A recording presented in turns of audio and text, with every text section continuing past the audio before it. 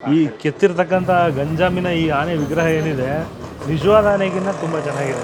ನಾವಿವಾಗ ಶ್ರೀರಂಗಪಟ್ಟಣದ ಗಂಜಾಮಲ್ಲಿದ್ದೀವಿ. ಇದು ಗಣೇಶ್ ಗುಡಿಯಿಂದ ಗೋಸಾಯಿ ಘಾಟಿಗೆ ಹೋಗುವಂಥ ರಸ್ತೆಯಲ್ಲಿ ಒಂದು ಪುರಾತನ ಕಾಲದ ರಾಮ ಮಂದಿರ ಇದೆ.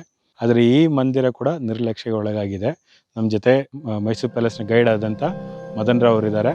ಅವ್ರ ಜೊತೆ ಈ ದೇವಸ್ಥಾನವನ್ನು ಬನ್ನಿ ನೋಡೋಣ.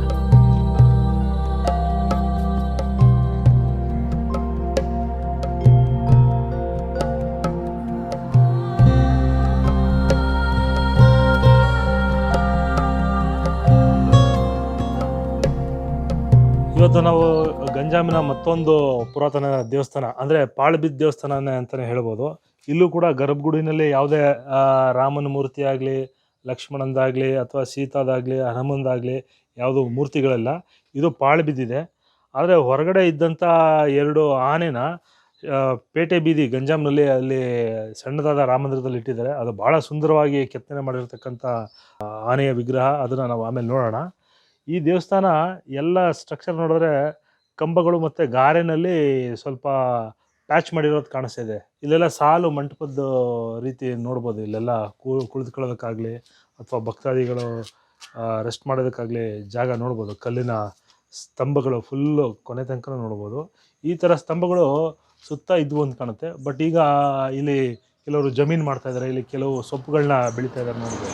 ಹಾಗೆ ಈ ದೇವಸ್ಥಾನಕ್ಕೆ ಯಾವುದೇ ಬಾಗಿಲುಗಳಿಲ್ಲ. ಇಲ್ಲಿ ಪುರಾತನ ಅಂದರೆ ಒಂದು 300 ವರ್ಷದ ಕೆಳಗೆ ಇಲ್ಲಿ ಈಗ ಹೇಗೆ ಕೊರೋನಾ ಬಂದಿದೆ, ಆಗ ಆ ಕಾಲದಲ್ಲಿ ಪ್ಲೇಗ್ ಅಥವಾ ಮಲೇರಿಯಾ ಕಾಯಿಲೆ ಬಂದು ಊರೇನೆ ಮತ್ತೊಂದು ಕಡೆ ಸ್ಥಳಾಂತರ ಆಯಿತು. ಊರಿದ್ದಿದ್ದು ಜಮೀನಾಯಿತು, ಜಮೀನು ಮಾಡ್ತಾ ಇದ್ದಂಥ ಜಾಗ ಊರಾಯಿತು. ಆ ಕಾರಣದಿಂದಾಗಿ ಕೆಲವು ದೇವಸ್ಥಾನಗಳು ಪಾಳು ಬೀಳೋಕ್ಕೆ ಕಾರಣ ಆಯಿತು. ಫಸ್ಟು ದಕ್ಷಿಣದಲ್ಲಿತ್ತು ಊರು. ಅಲ್ಲಿ ರೋಗ ಬರಲಾಗಿ ಎಲ್ಲ ಜನ ಎಲ್ಲ ಉತ್ತರಕ್ಕೆ ಬಂದರು. ಜಮೀನೆಲ್ಲ ಉತ್ತರದಲ್ಲಿ ದಕ್ಷಿಣಕ್ಕೆ ಬಂದರು.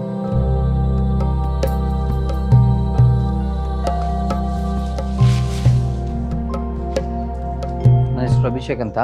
ಇಲ್ಲಿ ರಾಮದೇವ್ರ ಗುಡಿ ಅಂತ ಹೇಳಿ ಇದಕ್ಕೆ ಕರೀತಾ ಇದ್ರು. ರಾಮಂದು ಇಲ್ಲಿ ವಿಗ್ರಹ ಎಲ್ಲ ಇತ್ತಂತೆ. ಆವಾಗ ಎಲ್ಲ ಒಂದು ಜನ ಎಲ್ಲ ಈ ಕಡೆ ಗದ್ದೆ, ಮುಂಚೆ ಊರು ಇದಾಗಿತ್ತಂತೆ. ಆ ಕಡೆ ಎಲ್ಲ ಇವಾಗ ಏನು ಗಂಜಾಮ್ ಇದೆ ಅದೆಲ್ಲ ಗದ್ದೆ ಬಯಲಾಗಿತ್ತಂತೆ. ಆವಾಗ ಇಲ್ಲೆಲ್ಲ ಜನ ವಾಸ ಇರಿದಾಗ ಈ ಥರ ತುಂಬ ದೇವಸ್ಥಾನಗಳು ಈ ಕಡೆ ಎಲ್ಲ ಇದೆ. ಅವಾಗೆಲ್ಲ ಪೂಜೆ ಎಲ್ಲ ಸಖತ್ತಾಗಿ ನಡೀತಿತ್ತಂತೆ. ಆಮೇಲೆ ಜನ ಎಲ್ಲ ಇದು ಕಾಲ್ರಾನು ಬಾಲ್ರಾನು ಅಂತ ಬಂತೆ ಅಂತೇಳಿ ಸುಮಾರೆಲ್ಲ ಖಾಲಿ ಆಗ್ಬಿಟ್ರಂತೆ. ಊರ ಜನ ಎಲ್ಲ ಖಾಲಿ ಆಗ್ಬಿಟ್ರಂತೆ. ಆ ಮೂಮೆಂಟಲ್ಲಿ ಇವೆಲ್ಲ ನಿರ್ಲಕ್ಷ್ಯಕ್ಕೆ ಇದಾಗ್ಬಿಡ್ತು. ಆಮೇಲೆ ಜನ್ರೇಷನ್ ಬೆಳೀತಾ ಇಲ್ಲಿ ಇದ್ದು ಮೂರ್ತಿನ ತಗೊಂಡೋಗಿ ಕರಿಘಾಟದಲ್ಲಿ ಇಟ್ಟರು ಅಂತ ಹೇಳ್ತಾರೆ ಕೆಲವರು. ರಾಮ ಲಕ್ಷ್ಮಣದ ಸೀತೆ ಮೂರ್ತಿ ಇತ್ತಂತೆ ಇಲ್ಲಿ. ಕರಿಘಟ್ಟದಲ್ಲಿ ಈಗಲೂ ಇದೆ ಅಂತ ಎಲ್ಲ ಜನ ಹೇಳ್ತಾರೆ. ಕರಿಘಟ್ಟದಲ್ಲಿ ಇಟ್ಟಿದ್ರು ಮೂರ್ತಿನ ಅಂತ.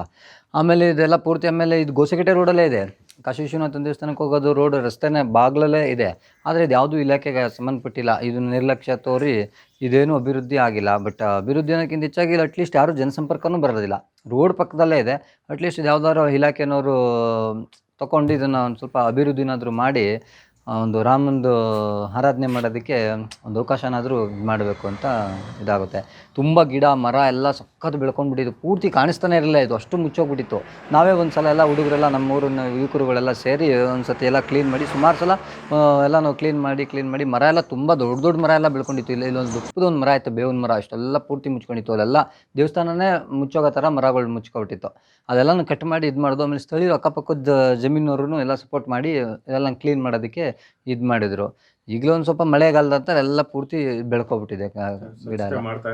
ಅವಾಗ ಸ್ವಚ್ಛತೆ ಕ್ಲೀನ್ ಮಾಡ್ತಾನೆ ಇರ್ತೀವಿ. ತುಂಬ ಸಲ ಮಾಡಿದ್ವಿ. ಎಲ್ಲ ಊರಿನ ಹುಡುಗರುಗಳೆಲ್ಲ ಸೇರಿ ಸಖತ್ ಕ್ಲೀನ್ ಮಾಡಿದ್ವಿ, ಸ್ವಚ್ಛತೆ ಮಾಡಿದ್ವಿ. ಆಮೇಲೆ ಇಲ್ಲೊಂದು ಹಾವು ಕೂಡ ಇತ್ತು. ನಾವೆಲ್ಲ ಅವಾಗ ಹೊಳೆ ಪಕ್ಕದಲ್ಲಿ ಸ್ಕೂಲ್ಗೆಲ್ಲ ಚಕ್ಕರ್ ಹಾಕಿ ಹೊಳೆಗೆ ನೀರು ಮುಳುಗಕ್ಕೆ ಹೋಗ್ತಾ ಇದ್ದೆಲ್ಲ ಹುಡುಗರೆಲ್ಲ. ಆ ಮೂಮೆಂಟಲ್ಲಿ ಹೊಳೆಯಿಂದ ಹೋಗ್ಬೇಕಾದ್ರೆ ನಾವೀಗ ರೋಡ್ ಪಕ್ಕನೇ ಅಲ್ಲ, ಇದೆಲ್ಲ ನೋಡೋಕೆ ನೋಡ್ತಾ ಇದ್ದೋ. ಅವಾಗ ಒಂದು ಹಾವು ನಾವೆಲ್ಲ ಹುಡುಗರೆಲ್ಲ ನೋಡಿದ್ದು ಈ ಬಾಗ್ಲಲ್ಲೇ ಸುಮಾರು ಒಂದು 3 ಮಾರಷ್ಟು ಉದ್ದ ಇರ್ತದೆ ಹಾವದು. ನಮ್ಮ ಕೈಲಿ ಮಾಡ್ತೇವೆ ಅಂತಂದರೆ ಒಂದು 2 ಮಾರಾದರೂ ಈಗ ಅವಾಗೊಂದು 3 ಮಾರು ಚಿಕ್ಕವರಿದ್ದಾಗ ಈಗ ಒಂದು 2 ಮಾರಾದ್ರೂ ಆಗುತ್ತೆ. ಅಷ್ಟು ಒಂದು ಹಾವು. ಅದು ಕಪ್ಪು ಕಲರ್, ಫುಲ್ ಬ್ಲ್ಯಾಕ್ ಕಲರ್ ಇತ್ತು ಹಾವು. ಗೋಡೆ ಪಕ್ಕ ಅದು ಒಳಗಡೆ ಹೋಗ್ತಾ ಇತ್ತು. ಆಮೇಲೆ ಅದು ನಾವು ನೋಡ್ದು ಅದು ಒಳಗೆ ನೋಡ್ಬಿಟ್ಟು ಅದು ಒಳಗೆ ಹೋಗ್ಲಿಲ್ಲ. ಅದು ಮತ್ತೆ ನ್ಯಾಚುರಲ್ ಆಗಿ ಅದಕ್ಕೆ ನಾವು ಇದ್ದೀವನ್ನ ಭಯನೇ ಇಲ್ಲ. ಮನುಷ್ಯರು ನಾವೆಲ್ಲ ಹಾವು ಅಂತ ಇದು ಮಾಡ್ತಾಯಿದ್ದೀವಿ. ಅದಕ್ಕೆ ಎದುರಲ್ಲೇ ಇಲ್ಲ. ಒಂದು ಹೆಚ್ಚು ಕಮ್ಮಿ ಒಂದು 20-25 ನಿಮಿಷ ಅದು ಇಲ್ಲೇ ಹಿಂಗೆ ಆಟ ಆಡ್ಕೊಂಡು ನಮ್ಮನ್ನು ನೋಡ್ಕೊಂಡು ಅದು 10 ರೂಪಾಯಿ ಅವಾಗೆಲ್ಲ ಗಿಡ ಎಲ್ಲ ಬೆಳೆದಿತ್ತಲ್ಲ ಒಳಗಡೆ ಹೋಗ್ತು. ಅಷ್ಟು ಧೈರ್ಯವಾಗಿತ್ತು ಆವದು. ಅದು ನಮ್ಗನ್ಸೋ ಪ್ರಕಾರ ಅದು ಇನ್ನೂ ಇಲ್ಲಿ ವಾಸ ಇದೆ. ದೇವರಾವು ಅಂತೆಲ್ಲ ಹೇಳ್ತಾರಲ್ಲ ಕೆಲವರು, ಅದು ಆ ರೀತಿ ಏನೋ ದೇವರಾವಿರಬೇಕು ಅದು ಅಂತ ಅನಿಸ್ತತೆ. ನೋಡಿ ಪಿಲ್ಲರ್ ಇದೆ ಇಲ್ಲಿ. ಇಲ್ಲಿ ಗಾರಿನಲ್ಲಿ ಪ್ಯಾಚ್ ಮಾಡಿದ್ದಾರೆ. ಇಲ್ಲಿ ಸ್ವಲ್ಪ ಕಿತ್ತೋಗಿರೋದು ಕೂಡ ಗಮನಿಸ್ಬೋದು. ಇದು ಇನ್ನೆಲ್ಲ ಉಳ್ದಂಗೆ ಅದು ಕಲ್ಲಿನ ಸ್ಟ್ರಕ್ಚರ್ಸೇ, ಅಂದರೆ ಕಲ್ಲಿನ ಚಪ್ಪಡಿನಲ್ಲೇ ನಿರ್ಮಾಣ ಆಗಿರತಕ್ಕಂಥ ದೇವಸ್ಥಾನ. ಇದು ಕಾಲಾಂತರದಲ್ಲಿ ಗಾರೆನ ಒಂದು ಪ್ಯಾಚ್ ಮಾಡಿದ್ದಾರೆ, ಅದನ್ನು ಗಮನಿಸ್ಬೋದು. ಇಲ್ಲಿ ಕಲ್ಲಿನ ಉಬ್ಬು ಚಿತ್ರ ನೋಡ್ಬೋದು.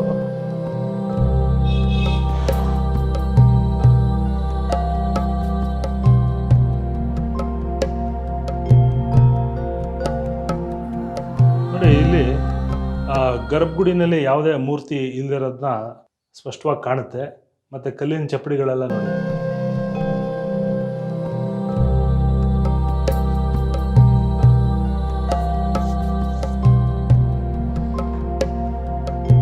ಇಲ್ಲಿ ಒಂದು ಕಲ್ಲಿನ ಚಪ್ಪಡಿ ಕಾಲಾಂತರದಲ್ಲಿ ಪ್ರಕೃತಿ ವಿಕೋಪದಿಂದ ಸೀಳ್ ಬಿಟ್ಕೊಂಡಿದೆ.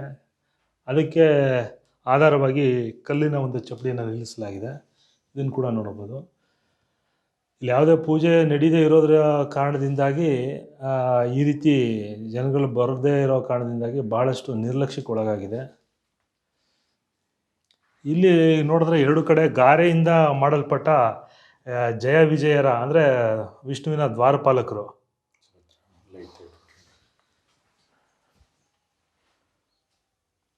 ಇಲ್ಲೇನು ಎರಡು ಕಡೆ ಸಿಂಬಲ್ ಕಾಣಿಸ್ತಾ ಇದೆ ನೋಡ್ಬೋದು. ಇಲ್ಲಿ ಅಭಯಹಸ್ತ, ಇಲ್ಲಿ ಗದೆ.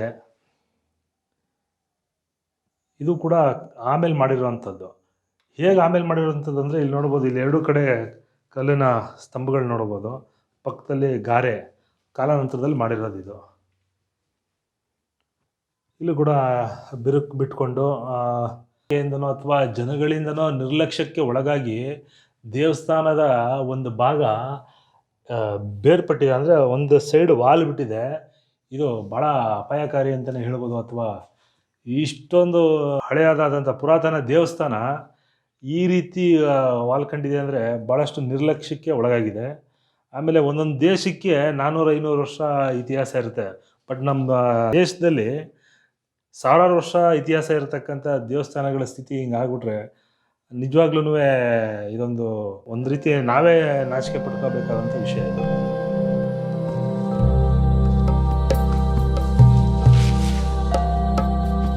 ನಾವು ಕಳೆದ ವಿಡಿಯೋದಲ್ಲಿ ನೋಡಿದಾಗೆ ಆ ಒಂದು ಸಮಾಧಿ ಸ್ಥಳ, ಅದು ವೀರಭದ್ರೇಶ್ವರಂದು ಏನು ಚಿಕ್ಕದಾದ ಗುಡಿ ನೋಡಿದ್ವಿ. ಅಲ್ಲೂ ಕೂಡ ಬಾಗಿಲ ಮೇಲ್ಗಡೆ ಅಂದರೆ ಬಾಗಿಲು ಹಾಕುವಂಥ ವ್ಯವಸ್ಥೆ ಆಗಿನ ಕಾಲದಲ್ಲಿ ಹೇಗಿತ್ತು ಅನ್ನೋದಕ್ಕೋಸ್ಕರ ಅಲ್ಲೂ ಇದೇ ಥರ ಇತ್ತು. ಇಲ್ಲೂ ಕೂಡ ನೋಡ್ಬೋದು. ಅಲ್ಲಿ ಸ್ವಲ್ಪ ಚಿಕ್ಕದಾಗಿತ್ತು, ಇದು ಸ್ವಲ್ಪ ದೊಡ್ಡದಾಗಿದೆ. ಬಟ್ ಈಗ ಯಾವುದೇ ಥರದ ಬಾಗಿಲುಗಳಿಲ್ಲ ಇಲ್ಲಿ. ನಾವು ಒಳಗಡೆ ನೋಡಿದಾಗ ಗಾರಿನಲ್ಲಿ ನಿರ್ಮಾಣ ಮಾಡಿದ್ರೆ ನೋಡಿ ಜಯ ವಿಜಯರು ಅಂದ್ಬಿಟ್ಟು ಇಲ್ಲಿ ಸ್ಪಷ್ಟವಾಗಿ ಕಾಣಿಸುತ್ತೆ. ಶಂಖ ಮತ್ತು ಚಕ್ರ ಗದೆ ಇದೆ ನೋಡಿ ಜಯ ವಿಜಯರ ಕೈಯಲ್ಲಿ. ಮತ್ತು ಇಲ್ಲಿ ಸ್ವಲ್ಪ ಮುಖ ಎಲ್ಲ ಸ್ವಲ್ಪ ಭಿನ್ನ ಆಗಿದೆ, ಮೇಂಟೆನೆನ್ಸ್ ಇಲ್ಲದೆ ಇರೋ ಕಾರಣವಾಗಿ. ಮತ್ತು ಸಣ್ಣದಾಗಿ ಕಾರ್ವಿಂಗ್ಸ್, ಉಬ್ಬು ಕೆತ್ತನೆ ಮಾಡಿರ್ತಕ್ಕಂಥದ್ದು ಕೂಡ ನೋಡ್ಬೋದು.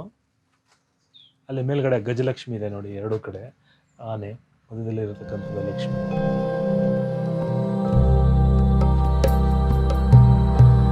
ಇದು ಎಕ್ಸಾಕ್ಟಾಗಿ ದೇವಸ್ಥಾನದ ಮುಂಭಾಗ ಇರತಕ್ಕಂಥ ಒಂದು ಮಂಟಪ. ಇದನ್ನು ಉತ್ಸವಕ್ಕೋ ಅಥವಾ ಉತ್ಸವ ಮೂರ್ತಿನಲ್ಲಿ ಇಡೋದಕ್ಕೆ ಮಾಡಿರ್ತಕ್ಕಂಥ ಮಂಟಪ. ಇದು ಕೂಡ ಲೇಟರ್ ಎಡಿಷನ್ ಅಂತಲೇ ಹೇಳ್ಬೋದು. ಅದು ಸ್ವಲ್ಪ ಗಾರೆ ಮತ್ತು ಇಟ್ಟಿಗೆನಲ್ಲಿ ನಿರ್ಮಾಣ ನೋಡ್ಬೋದು. ಮತ್ತು ಉದ್ದುದ್ದವಾಗಿ ನಿಲ್ಲಿಸೋ ಸ್ತಂಭನ ಅಡ್ಡಲಾಗಿ ಮೇಲ್ಗಡೆ ಉಪಯೋಗಿಸಿರೋದು ಕೂಡ ಕಂಡುಬರುತ್ತೆ. ಗಂಜಾಂನಲ್ಲಿ ಈ ಥರ ಪಾಳುಬಿದ್ದ ದೇವಸ್ಥಾನಗಳು ಅಥವಾ ನಿರ್ಲಕ್ಷ್ಯಕ್ಕೆ ಒಳಪಟ್ಟಂಥ ದೇವಸ್ಥಾನಗಳು ಬಹಳಷ್ಟಿದ್ದಾವೆ. ಮತ್ತು ಅದಕ್ಕೆ ಸಂಬಂಧಪಟ್ಟ ಜಾಗಗಳು ಭಾಳಷ್ಟಿದ್ದಾವೆ. ಇದನ್ನು ಜನಗಳೇ ಸ್ವಯಂ ಪ್ರೇರಿತರಾಗಿ ಅಭಿವೃದ್ಧಿಗೆ ಮನಸ್ಸು ಮಾಡಬೇಕಿದೆ. ಮತ್ತು ಈ ಒಂದು ರಾಮನ ದೇವಸ್ಥಾನ ಏನಿದೆ, ಇದು ಗೋಸಾಯಿ ಘಟ್ಟಿಗೆ ಹೋಗೋ ಒಂದು ಜಾಗದಲ್ಲಿದೆ. ಗೋಸಾಯಿ ಘಟ್ಟು ಕೂಡ ಒಂದು ಧಾರ್ಮಿಕ ಕ್ಷೇತ್ರ. ಅಲ್ಲೂ ಕೂಡ ಒಂದು ಶಿವನ ದೇವಸ್ಥಾನ ಇದೆ.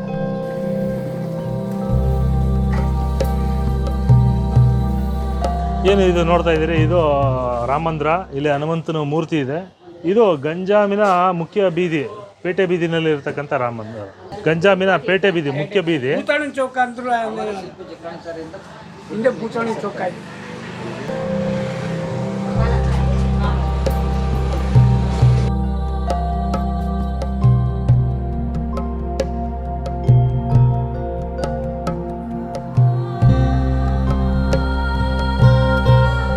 ಇವಾಗ ನೀವು ಇಲ್ಲಿ ನೋಡ್ತಾರಂಥ ಒಂದು ಅಲಂಕಾರಗೊಂಡಿರ್ತಕ್ಕಂಥ ಆನೆ, ಇದು ಬಹಳ ಪುರಾತನವಾದದ್ದು.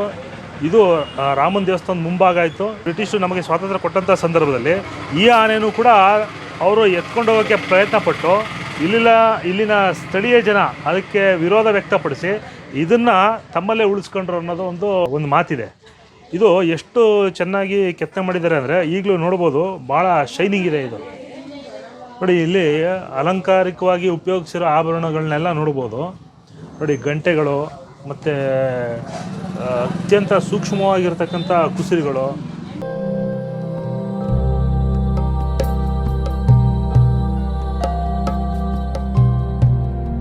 ಆಮೇಲೆ ಇಲ್ಲಿ ನೋಡಿ, ಕಿವಿ ಹತ್ರ ದೊಡ್ಡ ಕಿವಿನಲ್ಲಿ ಒಂದು ಚೂರಿ ಟೈಪ್ ಇರತಕ್ಕಂಥ ಒಂದು ಉಬ್ಬು ಚಿತ್ರ, ಕಾಲುಗಳಲ್ಲಿ ಸರಪಳಿ ಕೂಡ ನೋಡ್ಬೋದು. ಆಮೇಲೆ ಆನೆ ಬಳ್ಳಿನ ಸೊಂಡದಲ್ಲಿ ಎತ್ಕೋತಾ ಇರೋಂಥ ಒಂದು ಕೆತ್ತನೆನ ಕೆತ್ತಿದ್ದಾರೆ. ಈಗಲೂ ಕೂಡ ಎಷ್ಟು ಶೈನಿಂಗಲ್ಲಿದೆ ನೋಡ್ಬೋದು. ಇದು ಆನೆ ಮುಂಭಾಗ ಇರತಕ್ಕಂಥ ಆಭರಣಗಳು ಕೂಡ ನೋಡ್ಬೋದು.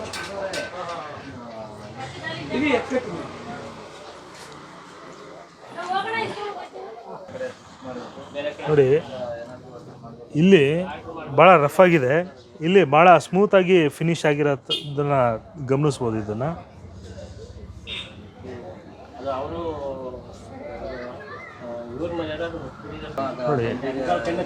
ನೋಡಿ, ಇಲ್ಲಿ ಈ ಭಾಗ ಕೆತ್ತನೆ ಪೂರ್ಣಗೊಂಡಿಲ್ಲ ಅಂತಲೇ ಹೇಳ್ಬೋದು. ಎರಡೂ ಕಡೆ ನೋಡಿದಾಗ ಗೊತ್ತಾಗುತ್ತೆ. ಇದು ಕೂಡ ಭಾಳ ಶೈನಿಂಗ್ ಇರತಕ್ಕಂಥ ಒಂದು ಆನೆಯ ಶಿಲ್ಪ.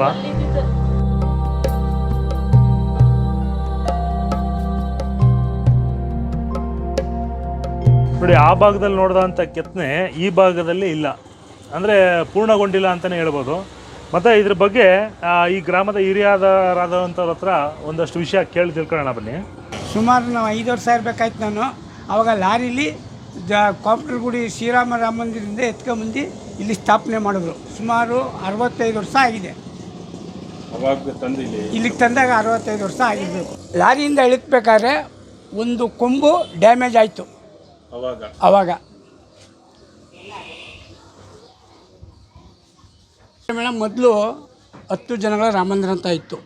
ಆಮೇಲೆ ಕ್ರಮೇಣ ಕುಂಚುಗುರು ರಾಮಂದಿರ ಅಂತ ಖಾತೆ ಆಗೋಗಿದೆ.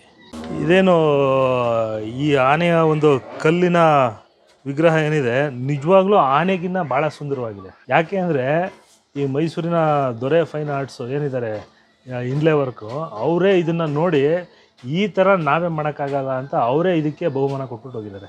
ದೊರೆ ಫೈನ್ ಆರ್ಟ್ಸ್ ಅವರು.